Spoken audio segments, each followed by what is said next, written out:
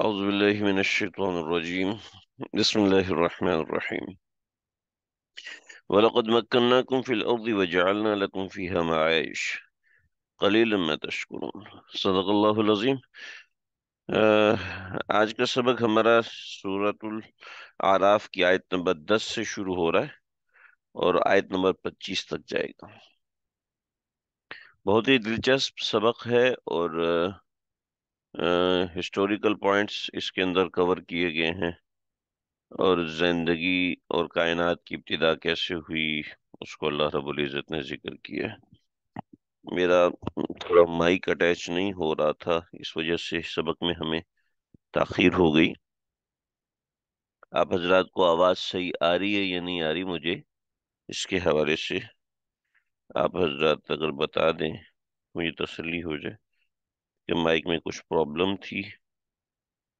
جو لوگ سبق سن رہے ہیں وہ بھی بتا دیں.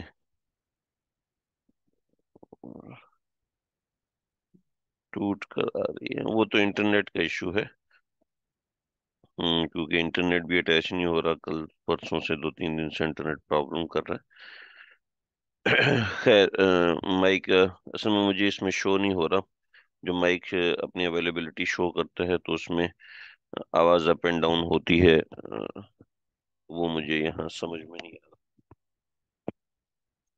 رہا، کیونکہ یہاں نظر نہیں آ رہا آپشن کے اندر، مائک کے آپشن کے اندر. خیر، آواز آ رہی ہے تو اس کا مطلب ہے کہ ایٹ لیسٹ آواز جا رہی ہے. باقی انٹرنیٹ کا ایشو چل رہا ہے. آپ حضرات سبق جو سن رہے ہیں اگر کہیں سمجھ میں نہ آئے تو ریکارڈنگ لازمی سن لیجئے گا. اہم سبق ہے، اور بلکہ میں کہوں گا کہ اہم ترین سبق ہے. ترجمے کے حوالے سے بھی میرا فوکس رہتا ہے، اور معنی کے حوالے سے بھی میرا فوکس رہتا ہے. سمجھیں جی.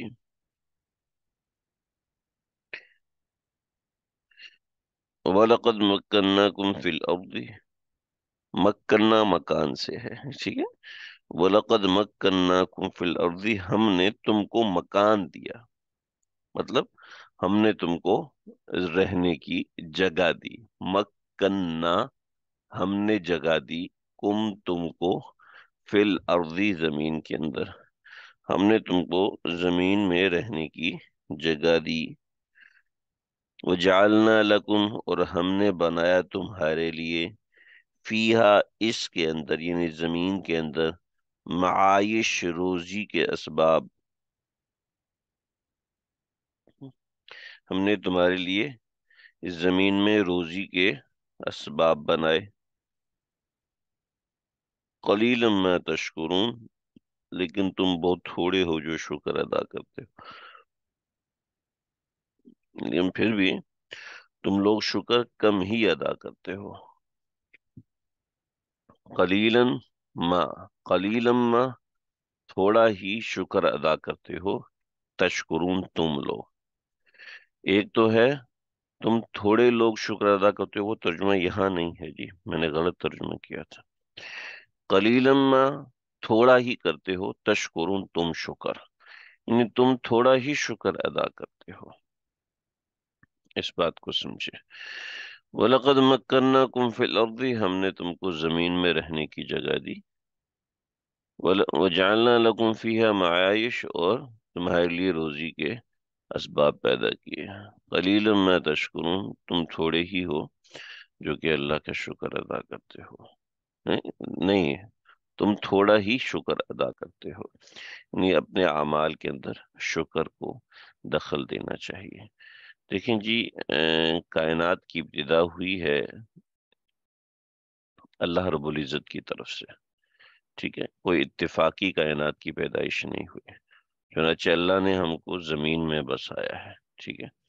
اور زمین میں جو اللہ نے ہم سب کو بسایا ہے تو یہ زمین میں بسانا ہے، اس کے علاوہ کہیں اور بسایا نہیں ہے. جب کہیں اور بسایا نہیں ہے تو پھر بات ختم ہو گئی، ٹھیک ہے. تو وَلَقَدْ مَكَّنَّاكُمْ فِي الْأَرْضِ، اچھا اس میں کسی اور جگہ بسانے کی نفی نہیں ہے، ایک بات ذہن میں رکھیں. چنانچہ اگر مخلوق کہیں اور جگہ پر بھی آباد ہے، کچھ اس نوعیت کی چیزیں ہیں، تو اس سے اس کی نفی نہیں ہوتی۔ بس اللہ نے ہم کو زمین میں بسایا ہے تو یہ ذہن میں رکھیں کہ ہمارا زمین میں بسنا یہ اللہ کے طرف سے ہے، اور اس کی پوری ایک صورت ہے۔ وہ صورت آتی ہے، لیکن اس سے پہلے پہلے میں بتا دوں، وَلَقَدْ مَكَّنَّاكُمْ فِي الْأَرْضِ، ہم نے تم کو زمین میں بسایا۔ ہم نے تم کو زمین میں جو بسایا ہے، تو زمین میں اللہ رب العزت نے ہم کو جو بسایا ہے، یہاں پر اللہ رب العزت ان کفار کو مخاطب ہیں جن کا پہلے ذکر، تو قریش کو تنبیہ ہو رہی تھی نا، تنبیہ ہو رہی تھی۔ تو اللہ کہہ رہے ہیں یہ جو حکومت تمہیں ملی ہوئی ہے نا، یہ جو تمہیں حکومت ملی ہے یہ ہماری طرف سے ہے، یہ ہم نے تم کو بسایا ہے۔ تم اپنی طرف سے بسے ہوئے نہیں ہو، تم اپنی مرضی سے نہیں ہو۔ یہاں جو تمہیں اقتدار دیا ہے وہ ہم نے دیا ہوا ہے، یہ تمہاری اپنی مرضی کا اقتدار نہیں ہے کہ تم چاہو تو تمہارا اقتدار ہو گیا۔ نہیں، جب اللہ کا حکم ہے تب اقتدار ہے، اللہ کا حکم نہیں ہے تو اقتدار بھی نہیں ہے۔ تو وَلَقَدْ مَكَّنَّاكُمْ فِي الْأَرْضِ، ہم نے تم کو زمین میں اقتدار دیا ہے۔ وَجَعَلْنَا لَكُمْ فِيهَا، تو اے قریش ہم نے تم کو اقتدار دیا، تو تم پھر اللہ کا شکر ادا کیوں نہیں کرتے، یعنی اس پر ایمان کیوں نہیں لے کے آتے؟ چنانچہ ان کو مثال دی سیدنا آدم علیہ الصلوۃ والسلام کی، کہ جس کو سب سے پہلے ہم نے زمین میں اقتدار دیا اس کی کیا صورت تھی، اس کا اللہ نے قصہ سنایا۔ وَلَقَدْ خَلَقْنَاكُمْ وَلَقَدْ خَلَقْنَاكُمْ، ہم نے تم کو پیدا کیا، ثُمَّ صَوَّرْنَاكُمْ، پھر ہم نے تمہاری صورت بنائی۔ وَلَقَدْ خَلَقْنَاكُمْ، ہم نے تمہیں پیدا کیا، ثُمَّ صَوَّرْنَاكُمْ، پھر ہم نے تمہاری صورت بنائی۔ ٹھیک ہے جی، ہم نے تمہاری صورت بنائی، یعنی اللہ رب العزت نے انسان کو پیدا کیا، پھر اس کی صورت بنائی۔ اللہ کرے آپ کو میری بات سمجھ میں آ رہی ہو۔ یہ کیا بات ہے؟ ہیں جی، وَلَقَدْ خَلَقْنَاكُمْ، ہم نے تم کو پیدا کیا، ثُمَّ صَوَّرْنَاكُمْ، ہم نے پھر تمہاری صورت بنائی۔ کیا مطلب ہو سکتا ہے؟ چلیں جی، آپ حضرات بتائیں، مجھے لکھ کر بتائیں اگر آپ لوگ سن رہے ہیں تو۔ دیکھیں کسی کی طرف سے جواب آتا ہے کہ نہیں آتا، مجھے بھی تو پتا چلے آپ لوگ سن رہے ہیں، سمجھ رہے ہیں کہ نہیں سمجھ رہے ہیں۔ ہاں جی، وَلَقَدْ خَلَقْنَاكُمْ، ہم نے تم کو پیدا کیا، ثُمَّ صَوَّرْنَاكُمْ، پھر تمہاری صورت بنائی۔ کیا مطلب ہے بھائی اس بات کا؟ ہاں جی، چلے جی، ایک جواب ہے، ڈفرینس فیسز بنائے۔ ماشاء اللہ، بہت اچھا جواب دیا۔ اور کوئی ہے جو کہ سن رہا ہو، سمجھ رہا ہو، پھر بتائے ہو؟ کوئی اور بات ذہن میں آئے تو بتائیں۔ ہوں، وَلَقَدْ خَلَقْنَاكُمْ ثُمَّ صَوَّرْنَاكُمْ، پہلے نطفے سے بنایا پھر صورت بنائی، ایک ہی بات ہے۔ نطفے سے بنایا کیا مطلب؟ پہلے نطفے سے بنایا، کیسے بنایا نطفے سے بھی؟ یہ حضرت آدم علیہ السلام کی بات ہو رہی ہے، پہچان دی۔ ہاں ماشاءاللہ، اچھی سوچ ہے۔ یہ ساری باتیں بہت اچھی ہیں، لیکن حقیقت یہ ہے کہ یہ ہمارا جسم ہے، اس کو سمجھیں، یہ ہمارا جسم ہے، بہت اہم بات ہے۔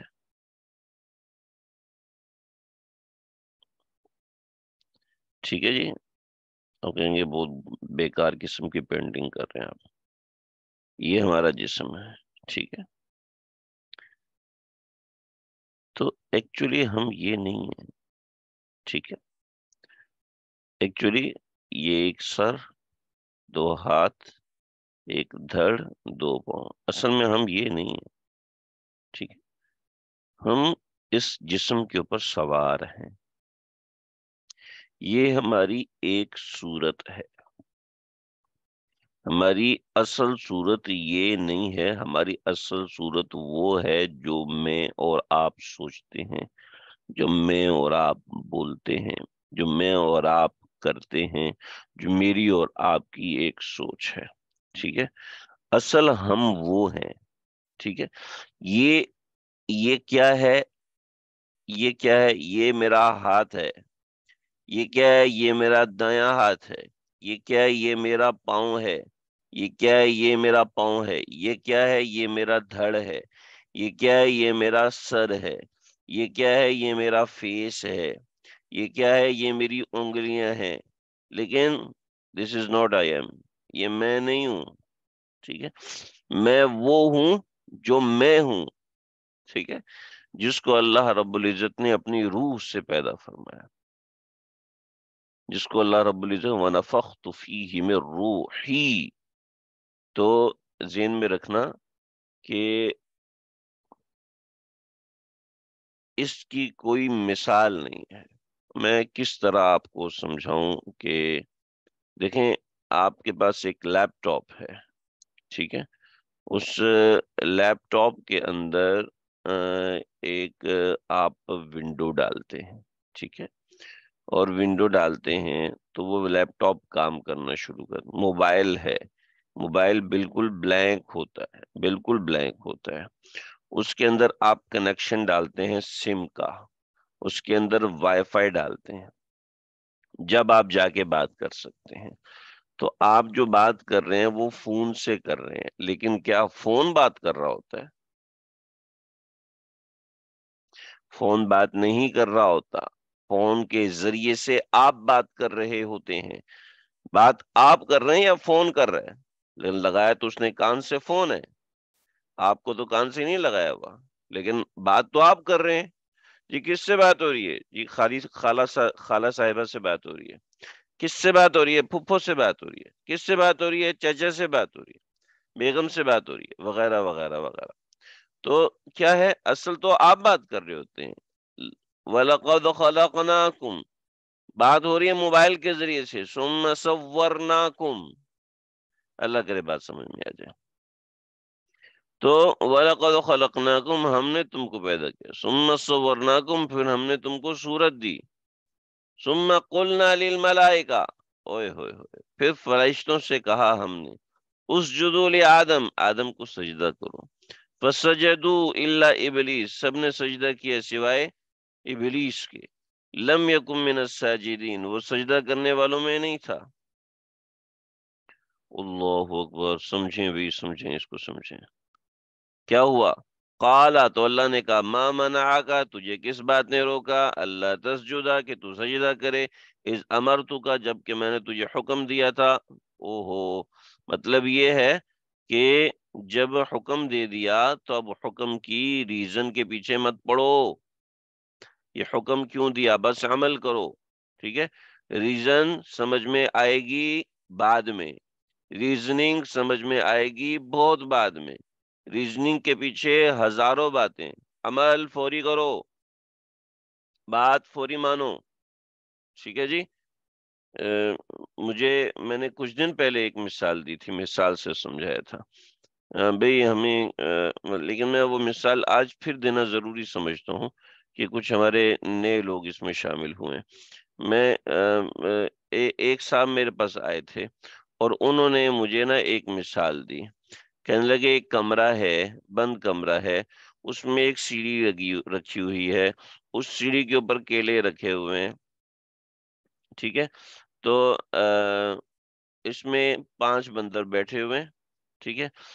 5 بندر بیٹھے ہوئے ہیں. ایک بندر سیڑھی پہ چڑھ کے کیلے اٹھانے لگتا ہے تو مالک جو ہے وہ پٹائی کرتا ہے اس کی. دوسرا اٹھانے لگتا ہے، مالک پٹائی کرتا ہے. تیسرا اٹھاتا ہے، مالک پٹائی. چوتھا اٹھاتا ہے، مالک پٹائی. پانچواں اٹھاتا ہے، مالک پٹائی کرتا ہے. اب کیا ہے؟ اب کیا مسئلہ ہے؟ اب مسئلہ یہ ہے کہ انہوں نے کیا کیا، ایک بندر تبدیل کیا، نیا بندر آیا، کیلا اٹھانے لگا تو چاروں بندروں نے پٹائی کی. پھر دوسرا بندر تبدیل کیا، نیا بندر، پرانے بندروں نے پٹائی کی. یوں کرتے کرتے 5 بندر تبدیل کر دیے. پھر 5 بندر تبدیل کر دیے، پھر کیلے اٹھا لیے. اب خالی جگہ ہے، جو سیڑھی پہ چڑھنے لگتا ہے اس کی پٹائی کرتے ہیں. جو بندر سیڑھی پہ چڑھنے لگتا ہے بقیہ تمام بندر اس کی پٹائی کرتے ہیں. تو کہنے لگے جناب مسئلہ یہ ہے کہ ہم لوگ بھی اس دنیا میں ہیں اور مولوی صاحب نے کہہ دیا یہ کرو گے نا تو جہنم کی آگ میں ڈالے جاؤ گے. یہ کرو گے جہنم کی آگ میں ڈالے جاؤ گے۔ تو اب ہمیں تو پتہ نہیں ہے اس کے پیچھے ریزن کیا، اب ہم مولوی صاحب کی بات چپ کر کے مانتے ہیں تو یہ ہم سب بندر بنے ہوئے ہیں۔ تو میں نے کہا ٹھیک ہے، اس کا مطلب تو یہ ہوا کہ آپ اس چیز پہ عمل کریں گے جس کی لاجک آپ کو سمجھ میں آئے گی، جس کی لاجک آپ کو سمجھ میں نہیں آئے گی آپ اس پہ عمل نہیں کریں گے۔ کہا جی بالکل ایسے ہی ہے۔ پھر میں نے ان سے عرض کیا کہ میرا پیارا بھائی، کل سے نا آپ اپنے بچوں کو شراب پلایا کریں۔ کہا کیوں؟ میں نے کہا جب ان کو سمجھ میں آئے، لاجک ہی سمجھ میں نہیں آئے گی تو آپ ان کو جو شراب سے کیوں روک رہے ہیں؟ آپ اپنے بچے کو زہر بھی دیا کریں، کیونکہ لاجک اس کو سمجھ میں نہیں آئے گی نا۔ اس کو لاجک تو جب سمجھ میں آئے گی جب وہ ایک دو دفعہ کھائے گا، اس کے سامنے چار پانچ بندے مریں گے، تو پھر اس کو لاجک سمجھ میں آئے گی۔ تو آپ اپنے بچے کو زہر بھی دیں۔ تو میں نے کہا آپ کو ان بندروں سے کوئی محبت نہیں تھی، لیکن اللہ کو اپنے بندوں سے محبت ہے۔ اللہ کو اپنے بندوں سے محبت ہے، چنانچہ اللہ رب العزت نے جو احکامات دیے اس کو اول تو مانو، پھر اس کو سمجھنے کے لیے ہزار باتیں ہیں، کوئی ایک نہیں۔ کسی نے بڑا اچھا مجھ سے سوال کیا تھا کہ بہت سے ایسے لوگ ہیں جو ریزن دیکھ کے مانتے ہیں، تو اس کی ریزننگ کے لیے ہمارے پاس بہت سی چیزیں ہیں جو مد مقابل ہیں۔ یہ تو ان لوگوں کو ہے جو کہ تابع دار ہیں۔ میں منع کر بھائی، تجھے کس نے منع کیا اللہ تعالیٰ کہ تجھے سجدہ نہ کرے؟ تو کہنے لگے قال، تو کہا انا خیر منہ، میں اس سے بہتر ہوں۔ اور اس کی دلیل کیا ہے؟ خلقتنی من نار، آپ نے مجھے آگ سے پیدا کیا، وخلقتہ من طین، اور آپ نے اس کو مٹی سے پیدا کیا۔ ریزننگ دیکھیں شیطان کیسی اللہ سے کر رہا ہے کہ آگ جلاؤ تو وہ اوپر جاتی ہے نا، آگ کا فلیم اوپر جاتا ہے، مٹی کو پھینکو تو مٹی نیچے گرتی ہے، ٹھیک ہے؟ تو جو نیچے گرنے والا ہے اس کو نیچے گرنا چاہیے، سجدہ کرنا چاہیے، جو اوپر جانے والا ہے اس کو سیدھا ہونا چاہیے۔ لہٰذا میں کھڑا ہوں اور آدم کو چاہیے کہ مجھے سجدہ کرے۔ ریزننگ دیکھو، تو ریزننگ والوں کو ہر جگہ جواب نہیں ملتا، ان کو غصے آ جاتے ہیں، ان کا طبیعت خراب ہو جاتی ہے، وہ ناراض ہونا شروع ہو جاتے ہیں۔ تو کیا ہے کیا؟ خلقتہ من نار، خلقتنی من نار، آپ نے مجھے آگ سے پیدا کیا، خلقتہ، آپ نے اس کو پیدا کیا من طین، مٹی سے۔ قالا، تو پھر اللہ نے کہا اچھا تجھے سمجھنا نہیں ہے تو دفع ہو جا، فاہبط منہا، نکل جائے یہاں سے، نکل جائے یہاں سے۔ اور اللہ رب العزت نے اس کو اس کا جواب نہیں دیا، فاہبط منہا، یہاں سے نکل جاؤ، نیچے اترو، فما یکون لک ان تتکبر فیہا، کیونکہ تجھے یہ حق نہیں پہنچتا، فما یکون لک، تجھے یہ حق نہیں پہنچتا، ان تتکبر فیہا، کہ اس جگہ پر تم تکبر کرو، تکبر یعنی بڑا بننا، تمہیں یہاں پر یہ حق نہیں ملتا کہ تم یہاں تکبر کرو، فخرج، فخرج نکل جاؤ، فخرج نکل جاؤ، انک من الصاغرین، بے شک تو ذلیل لوگوں میں سے ہے، بے شک تم ذلیلوں میں سے ہو۔ چنانچہ جو بندہ تکبر کرے گا یقین رکھیں کہ وہ ذلیل ہو کر رہے گا، ہو کے رہے گا۔ فخرج انک من الصاغرین، قال، تو وہ کہنے لگا انظرنی، مجھے مہلت دیجئے، مجھے مہلت دیجئے، الی یوم یبعثون، اس دن تک جس دن اٹھایا جائے گا، یعنی قیامت کے دن تک۔ قال، تو اللہ نے کہا انک من المنظرین، تجھے مہلت دے دی گئی۔ اب اس کو کتنی مہلت دی گئی؟ ٹھیک ہے، میں نے اس کی تفصیل لکھی ہے، قیامت کے دن تک اس کو مہلت نہیں ملی، اس کو قیامت کے آنے سے پہلے تک مہلت دی ہے، یعنی اس نے میرے مہلت مانگی تھی نفحہ ثانیہ تک، یعنی قیامت کے وجود میں آنے تک، لیکن قیامت کے وجود میں آنے سے پہلے ہی اللہ اس کی مہلت کو ختم فرمائیں گے۔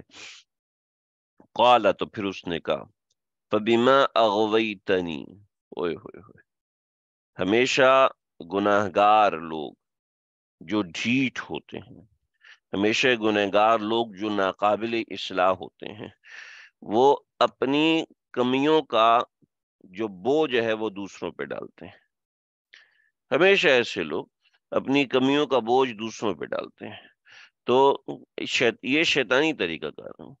فبیما اغویتنی کہنے لگا فبیما کیونکہ اغویتنی آپ نے مجھے گمراہ کر دیا ہے.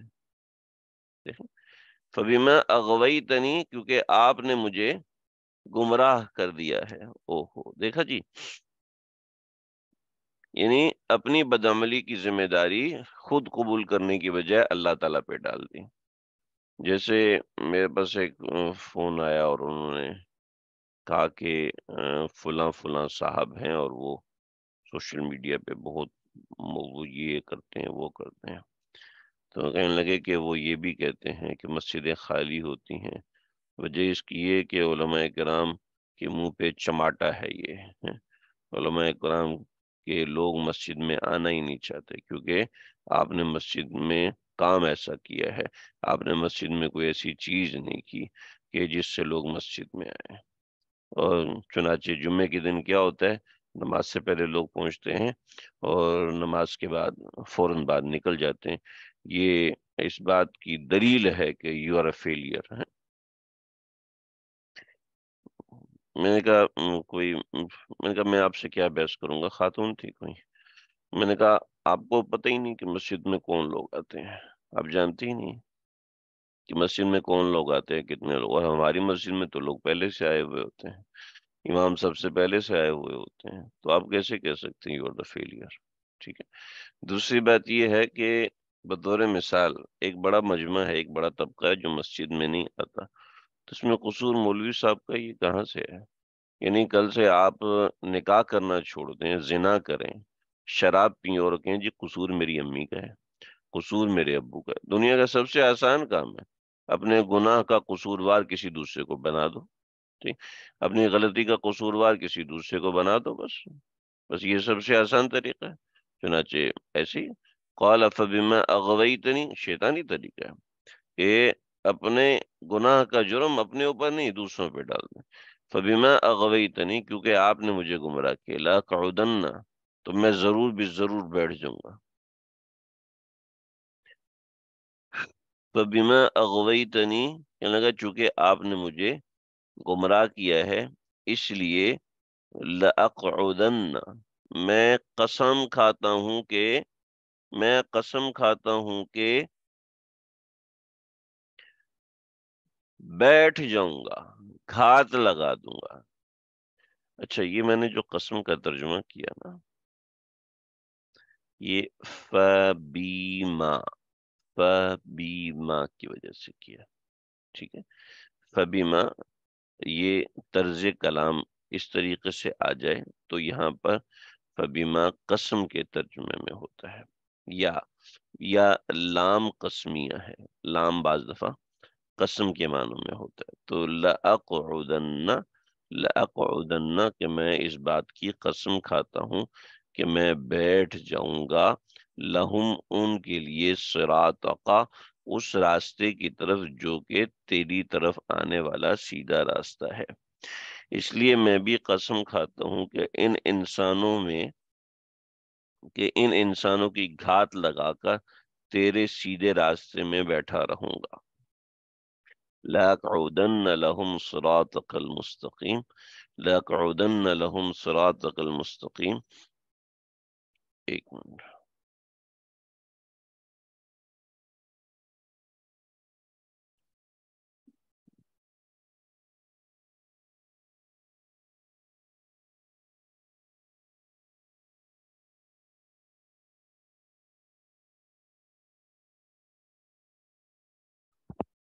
لَأَقْعُدَنَّ لَهُمْ کہ میں قسم کھاتا ہوں کہ بیٹھ جاؤں گا لہم ان کے لیے صراطَكَ الْمُسْتَقِيمَ آپ کے سیدھے راستے میں. ثم ہو آپ دیکھیں کہ